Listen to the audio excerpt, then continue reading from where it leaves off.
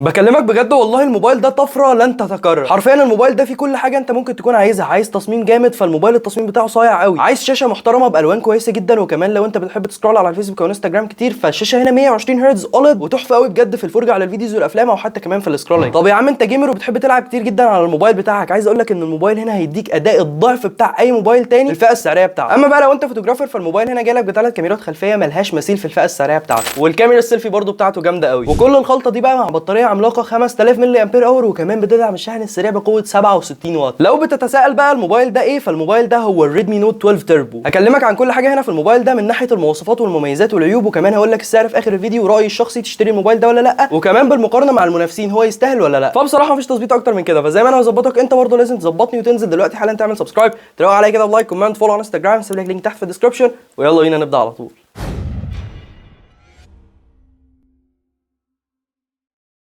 اول حاجه هنتكلم عنها في الفيديو بتاع النهارده وهي الديزاين بتاع الموبايل، والتصميم بتاع الموبايل هنا شكله تحفه قوي، جاي باللون الابيض متدرج كده للنقاشات كده باللون الازرق. وعلى فكره انا معجب جدا بشكل الكاميرات الدائريه هنا، شكل الموبايل فعلا جامد قوي. وبعيدا عن الشكل الجامد ده، فالموبايل الخامات بتاعته جايه من البلاستيك، بس البلاستيك ده محترم ومصروف عليه، وهتحس كده وانت ماسكه ان انت ماسك موبايل غالي جدا. وعلى فكره برده الماسكه بتاعته بتكون مريحه جدا في الايد. سيبك بقى من التصميم الجامد ده وتعالى نقلب الموبايل على وشه ونتكلم شويه عن الشاشه بتاعه الموبايل. الموبايل هنا جايلك بشاشه اولد 6.67 انش، دقتها فول اتش دي بلس، وجايب تصميم الهول بانش مع حواف قليله جدا، وكمان جايب ريفرش ريت 120 هرتز. وحرفيا الشاشه هنا مهكره اللعبه بتاعت الشاشات. لو انت بتحب تتفرج على فيديوز وافلام كتير، فالشاشه الالوان بتاعتها خرافيه جدا في الفئه السعريه دي، وزوايا الرؤيه برده بتكون جامده قوي، والحواف بتاعه الموبايل قليله لدرجه مش طبيعيه في الفئه السعريه بتاعته. حرفيا انت هتاخد احسن تجربه مشاهده على الفيديوز والافلام او المسلسلات عن اي موبايل تاني في الفئه السعريه دي. ولو انت بتحب تسكرول على فيسبوك وانستجرام كتير، فالشاشه هنا 120 هرتز هتكون طلقه معاك في السكرولينج. فالشاشه بتاعه الموبايل هنا تاخد 10 من 10 وبوسه كمان. الاداء بتاع الموبايل، لو انت جيمر تشتري الموبايل ده ولا لا، او حتى كمان لو انت استخدامك تقيل الموبايل ده هيكون مناسب ليك ولا لا. عايز اقول لك ان الموبايل هنا جاي لك بمعالج من شركه كوالكوم السناب دراجون 7 بلس جن 2، وعايز اقول لك ان انت لو مش عارف المعالج ده، فالمعالج ده بيديك اداء الضعف من السناب دراجون 778 جي اللي موجود في كل موبايلات الفئه المتوسطه. فالمعالج الصاروخي ده مع ال 8 جيجا رام وال 120 هرتز، فانت هتاخد تجربه مستخدم في حته ثانيه خالص في الفئه السعريه دي. وعايز اقول لك كل الناس اللي جربت الموبايل ده، الواجهه بتاعت شركه شاومي على الموبايل ده كانت مستقره بامتياز من غير اي دروب في الفريمات في الواجهه ولا اي لاجات. فلو انت استخدامك تقيل، فالموبايل ده ملوش منافس فعلا في الفئه السعريه بتاعته. اما بقى لو انت جيمر وبتحب تلعب ببجي كتير، فعايز اقول لك ان الموبايل هنا هيشغل لك لعبه ببجي على اتش دي ار وفريم ريت اكستريم، وكل ده من غير دروب في الفريمات ولا اي لاج، وحتى كمان الموبايل مش بيسخن معاك بسرعه. فلو انت استخدامك تقيل او حتى كمان جيمر، فروح اشتري الموبايل ده على طول، مش هيكون ليه اي منافس تاني في الفئه السعريه دي. قبل ما اكلمك عن البطاريه، انت لسه مكمل الفيديو لحد هنا ولسه مش عامل لايك وسبسكرايب، دي بجد حاجه غريبه جدا بصراحه. فعليا حوار ان انت لسه مش عامل لايك وسبسكرايب ده اغرب من ان الموبايل ده ممكن يتكرر تاني من شركه ريدمي. فلايكك وشيرك وسبسكرايبك وروق عليا كده، كمان ممكن تعمل لي فولو على انستجرام، سيب لك لينك تحت في الديسكربشن.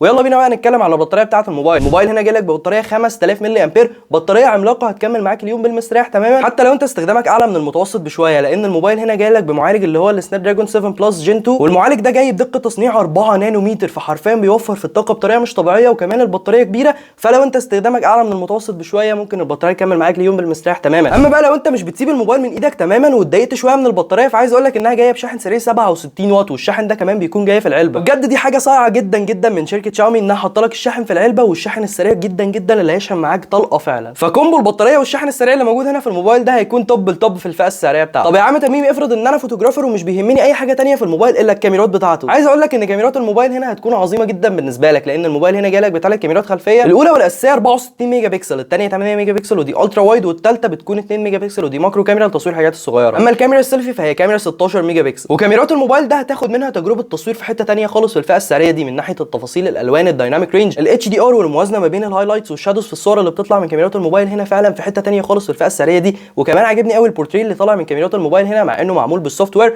بس بجد تحديد الاطراف وكمان العزل نفسه بيطلع سينمائي بطريقه مش طبيعيه. لوك الصوره نفسه هيعجبك بطريقه مش طبيعيه، لدرجه ان انت اول ما تصور بكاميرات الموبايل ده هتروح تشيرها على طول على الفيسبوك والانستجرام. ده كان كل الكلام عن الكاميرات الخلفيه. بالنسبه للكاميرا السيلفي، فهي كاميرا زي ما قلت لك 16 ميجا بكسل، بتطلع لك صور جامده قوي في الفئه السعريه دي، بس هي ممكن تكون مش احسن كاميرا سيلفي في الفئه السعريه دي، ممكن يكون في كاميرات سيلفي احسن من الموبايل ده، بس الكاميرا الخلفيه فعليا ملهاش اي منافس. البصمه بتاعه الموبايل هنا موجوده في زرار الباور، وسريعه جدا وممتازه، ما فيهاش اي انيميشن يضايقك وانت بتفتح الموبايل، وبتكون اعتماديه قوي على فكره. اما بقى عن الصوتيات، فالموبايل هنا جاي لك بستيريو سبيكرز، التجربه الصوتيه بتاعته هتكون جامده قوي، الصوت بيكون مجسم وفيه تفاصيل في الصوت، ومع كل ده بقى الموبايل برده بيدعم منفذ السماعات 3.5 ملم، والمكان بتاعه موجود تحت على الشمال، يعني في المكان المظبوط، مش موجود فوق على الشمال او فوق على اليمين والاماكن الغريبه دي. والموبايل هنا بتقدر تركب فيه شريحتين، وللاسف مش بتقدر تركب فيه اي كارت ميموري. اخيرا بقى سعر الموبايل ده $330، فعلا الخلطه اللي هو بيقدمها لك بسعر $330 $330 دي فعلا السعر بتاعه في حته ثانيه خالص، والموبايل نفسه ملهوش اي منافس بجد. عندك تصميم جامد، شاشه تحفه قوي، اداء ملوش مثيل في الفئه السعريه دي، كاميرات عظيمه جدا، بطاريه وشاحن سريع مش طبيعيين في الفئه السعريه بتاعته، وكمان مش بيأثر معاك في حته الكماليات. عندك فينجر برينت في زرار الباور سريعه جدا وممتازه، وكمان عندك سنسور مكالمات حقيقي مش بيغلط ولا اي غلطه في المكالمات اللي انت بتعملها. فعموما الموبايل ده انا من وجهه نظري هو اجمد موبايل ممكن تشتريه بالسعر بتاعه اللي هو $330. وبس كده يا جماعه، كده نكون خلصنا الفيديو بتاع النهارده. اتمنى فعلا الفيديو يكون عجبكم. لو عجبكم بقى ما تنسوش تعملوا لايك وشير وسبسكرايب. اكتبوا لي تحت في الكومنتس عايزين نجيب الموبايل ده ولا لا، ونجربه بقى تجربه فعليه ونشوف بقى دنيته هتكون عامله ازاي. وبس كده،